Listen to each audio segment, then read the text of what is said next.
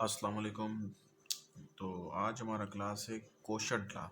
Laws of exponent के अंदर तीन लॉज आते हैं, एक होता है प्रोडक्ट ला, दूसरा होता है क्वोशंट ला और तीसरा होता है पावर ला। तो सबसे पहले हमने प्रोडक्ट ला क्लियर किया और आज हमारा लॉज ऑफ एक्सपोनेंट में है दूसरा क्लास और इसके अंदर हम क्वोशंट ला को डिस्कस करेंगे। ठीक है, तो क्वोशंट ला के अंदर भी जो है ना दो कंडीशंस हैं या दो केसेस हैं। केस नंबर वन ये कह रहा है कि ए के ऊपर पावर अगर एम हो डिवाइड बाय ए के ऊपर पावर एन हो तो ए पावर एम माइनस एन होता है।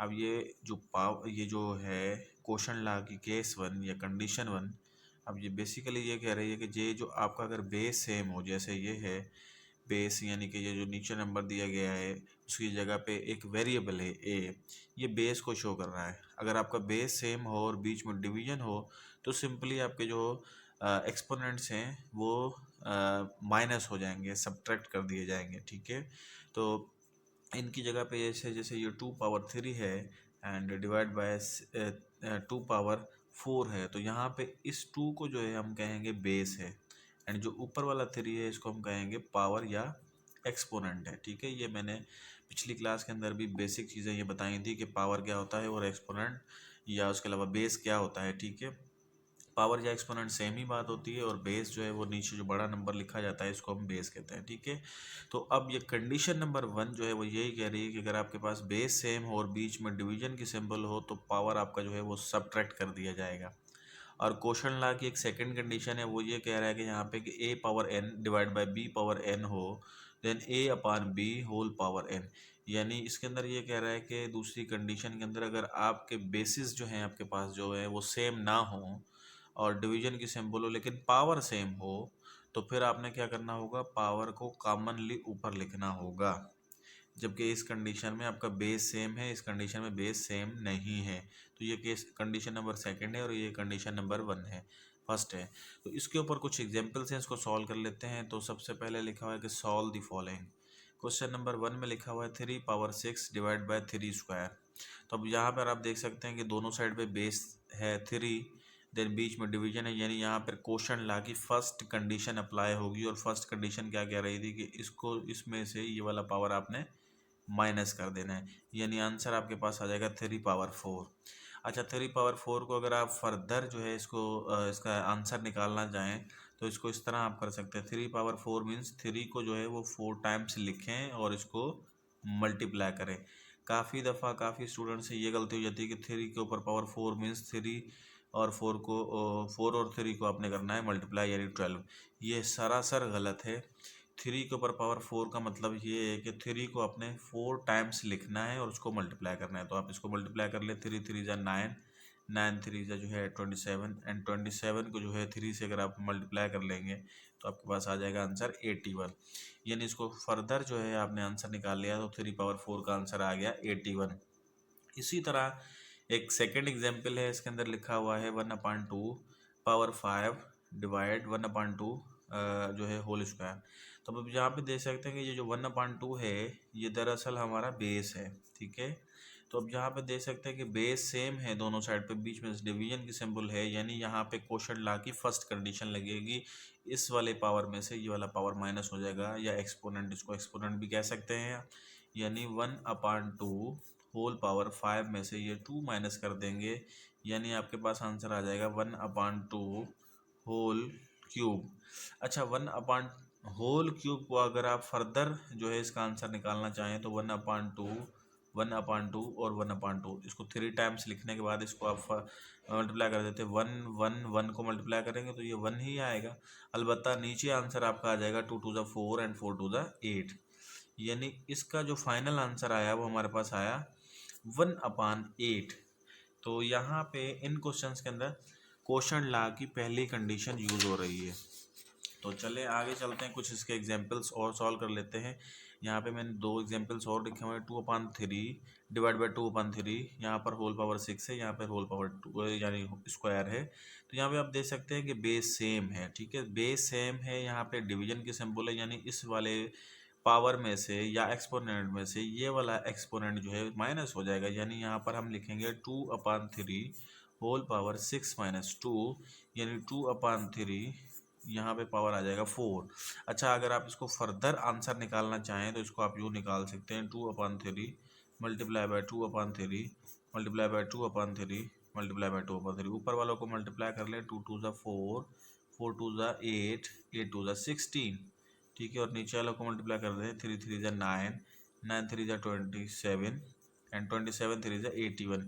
यानी आपके पास इसका फाइनल आंसर आ गया 16/81। ये आपका हो गया आंसर, ठीक है। तो यहाँ पर भी कोशंट लॉ की फर्स्ट कंडीशन यूज़ हो रही है। अच्छा, इसी का एक और एग्जांपल मैंने लिखा है, x के ऊपर पावर 10 है डिवाइड बाय x के ऊपर पावर 4 है। यानी मैंने कुछ 3 एग्जांपल्स जो हैं वो नंबर्स में, रैशनल नंबर्स में इस तरह मैंने कुछ किए थे, लेकिन इस एग्जांपल के अंदर हमारे पास आ गया वेरिएबल, और वेरिएबल के अंदर x के ऊपर पावर 10 है, x के ऊपर पावर 4 है। यानी बेस जो है आपका दोनों साइड पे सेम है, x यानी यहाँ पर भी आपका कंडीशन नंबर 1 कोशंट लॉ की लगेगी। इस वाले एक्सपोनेंट में से ये वाला एक्सपोनेंट माइनस कर देंगे, यानी x के ऊपर पावर आ जाएगा 6। ये हो गया आपका फाइनल आंसर। तो इस तरह के कुछ मज़ीद और एग्जाम्पल सॉल्व कर लेते हैं।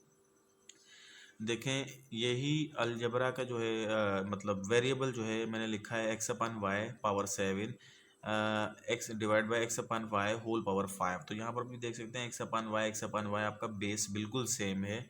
तो आपने यहाँ पर x/y लिखने के बाद इस वाले एक्सपोनेंट में से ये वाला एक्सपोनेंट आपने कर देना है माइनस, यानी आपके पास आंसर आ जाएगा x/y होल स्क्वायर। अब इसको अगर आप मज़ीद सॉल्व करना चाहते हैं तो ये होल स्क्वायर का मतलब ये है कि ऊपर वाले का अलग स्क्वायर है, नीचे वाले का अलग स्क्वायर है। ये आपका हो जाएगा फाइनल आंसर। देन उसके बाद एक और एग्जांपल की जानिब आते हैं। इस एग्जांपल में लिखा हुआ है वाई वाई, यानी आपके पास देखें सेम बेस है तो पावर माइनस होना चाहिए, यानी इस वाले में से ये वाला माइनस कर देंगे तो ये आपके पास हो जाएगा y पावर 0, क्योंकि 3 है ये भी 3 है तो 3 में 3 माइनस हो गया, पावर आ गया 0। और अब यहाँ पे एक बात याद रखनी है कि जिसके ऊपर भी पावर 0 आ जाए वो 1 के बराबर होता है, यानी y के ऊपर पावर 0 है यानी ये 1 के बराबर है। अगर आपके पास यहाँ पे 100 के ऊपर पावर 0 आता है यानी 1 है। इसी तरह यहाँ पे x/y के ऊपर पावर 0 आ जाता है, मतलब आंसर इसका 1 है।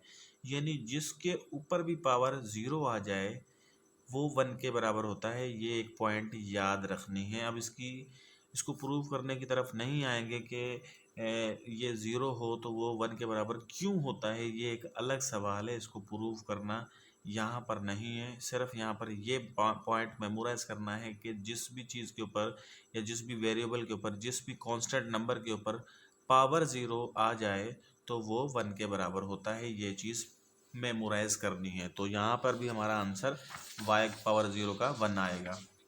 देन उसके बाद हम आते हैं सॉल्व द फॉलोइंग, यानी कोशंट लॉ की सेकंड नंबर कंडीशन। और सेकंड नंबर कंडीशन में ये था कि अगर आपके पास बेस सेम ना हो, पावर सेम हो, तो उस कंडीशन में क्या किया जाता है। अच्छा, प्रोडक्ट लॉ के अंदर भी यही दो सेम कंडीशंस थी, लेकिन वहाँ पर सिर्फ मल्टीप्लिकेशन यूज़ हो रही थी, यहाँ पर डिवीजन की सिंबल हो रही है, तो इसको कोशंट लॉ कहते हैं।